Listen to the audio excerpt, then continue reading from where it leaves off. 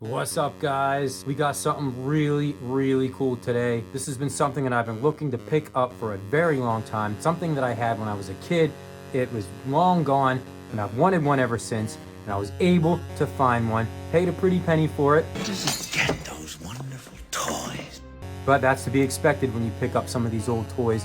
And we have the Batman Batwing from Toy Biz that came out in 1989, based off of the iconic movie starring Jack Nicholson and Michael Keaton. And yes, this is the Batwing from that movie. And if you know anything about Toy Biz, or you don't, Toy Biz was affiliated with DC, made a line of DC comic superheroes, which means they had the Batman license and was able to get their hands on the movie rights and produced a whole line of figures, vehicles, and playsets for that movie. Because you had Joker, you had Batman, you had Bob the Goon, you had the Batmobile, Batcave, and of course, the Batwing. And in my opinion, the most iconic Batwing ever created. That scene from the movie when Batman flies the Batwing up through the clouds and pauses right on the moon and he drops back down is one of the most iconic moments in all of Batman history, whether you're talking TV, comic books, movies. And this Batplane that I was able to pick up was technically new in box, although the box had been opened. The tape was a little bit old, but the Batplane was never built. The cardboard inserts are still inside of it. Everything is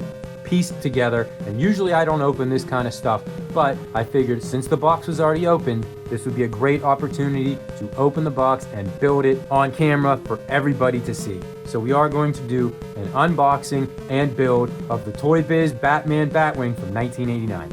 So here we go. We're going to open the box. As you can see, the tape that was on it was pretty old and had fallen off. On the back side, the tape is still there, but the glue and the sticky stuff is completely worn away. So somebody did open this box at some point, because when I bought it, I was able to see inside of it. But if you open this thing up, you'll see right away, this thing was never taken out. I mean, the cardboard inserts are still there. Everything is still inside of it. And we're gonna take these pieces out one at a time, put this thing together, then do a little bit of demonstration, because I happen to have the original Batman figure loose and the original Joker figure loose. So once we get this thing together, we're gonna try it out. So the first thing you'll see right here, this was floating around inside the box. This is the pistol grip that goes on the very bottom of the Batplane so you can fly it around. It also has a trigger right here, which activates the action, which is the villain crusher. Because if you remember that scene from the movie, when the Joker has all his balloons and he's trying to poison the Gotham City parade, Batman swoops in with the Batwing, uses those claws on the very front of the Batwing, scoops up all those balloons, and takes them off safely. He stole my balloons! Well, this toy has that feature on it. You use this trigger, and the jaws open and close. So we're gonna slide this thing out for the very first time. So here we go. As you can see, the tape still on the rubber darts, because that was another feature that this thing had. To simulate Batman shooting missiles and everything out of the Batplane, this thing came with some rubber suction cup darts that you could load into it and fire out. And right here, you have the instructions on how to build it, and you have the two little stickers that go on the wings of the Batplane itself. So I'm gonna take some of these pieces out. Man, I almost feel terrible doing this. It's like, this is blasphemous. Because as you can see behind it, I collect all these old action figures, and taking them out of the box is almost like sacrilegious. It's like, feels wrong to do this, but I figured it was already open. I could take it out safely, and then once I'm done, if I feel like it, I can put the thing back together and put it back in the box. But yep, here you go. You have the two wings right here, already starting to look like Batman. And here's the cockpit of the plane. We'll get the darts out in a minute. Look at that. That's, my goodness, bringing back a ton of memories. We got the plastic opened up to take the instructions out. Not that we really need it, but then you also have the stickers, the two stickers that go on the Batwing. And I forgot about this, the one that goes inside the cockpit. Right here, all the controls. Yeah, that's really cool. And there are also a few screws, I think that's to attach the pistol grip to the bottom of the Batplane. So just look at the instructions really quick. Yeah, it shows it right here. There's the grip that goes down on the bottom of the Batplane, screws down into it. Inserting the Batwings into the side, nothing really to it.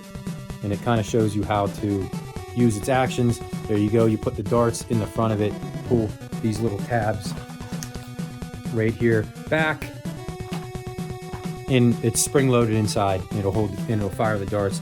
And then right here, pulling the trigger on the grip will make the claws go in and out. Shows where to apply the stickers. The two Batman symbols go on the wings themselves, and the control panel obviously goes in the cockpit.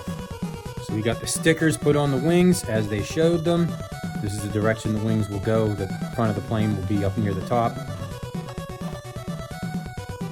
We'll put the control panel sticker in the cockpit, and I'm not gonna I gotta admit, it's pretty surreal holding this thing 36 years after it came out, and having it feel brand new, smooth.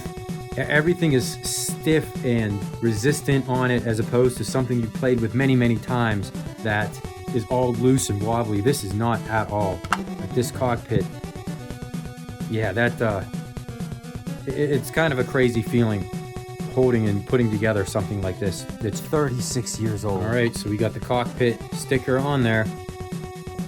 Only thing left to do is to put this thing together. All right, so I got the handle attached to the bottom. It's spring loaded on the inside. There was a lever inside there that when you pulled the trigger, the one pushed against the other. Yeah, you see you pull the trigger, and that works. So we got the wings put on this thing. Here it is, look at that. The Batwing in its entirety. 36 years old, but brand new, taken out of its box for the very first time, put together for the very first time. Look how iconic that is. I'll never forget seeing this plane for the first time in that Batman movie. To me, like I said, the most iconic bat plane of them all. It looks just like the bat symbol, and when it went up and stopped over the moon and dropped back down into the clouds, that's one of the most iconic scenes in the history of all Batman movies. But yeah, here it is, the Batwing from 1989. And of course, we gotta put Batman in it, right? And we gotta shoot a couple of these darts off.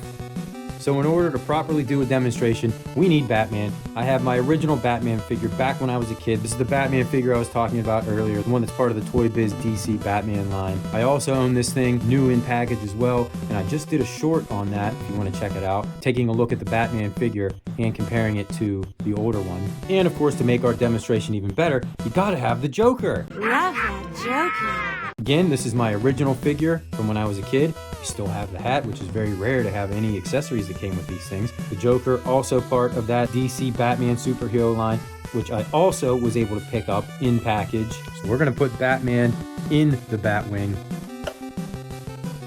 Open the cockpit. Inside he goes. Nice, snug, and secure. So on the front of the box, they show the Villain Cruncher. They call it the Jaws the Villain Cruncher, which, as again, in the movie, he used it to scoop up the balloons. Watching that scene in the movie, it doesn't look like those things would have been designed to grab a hold of a human being like this, because they look like some sort of jaws that were meant for cutting. Surely Batman would kill a human being if he were to do something like this.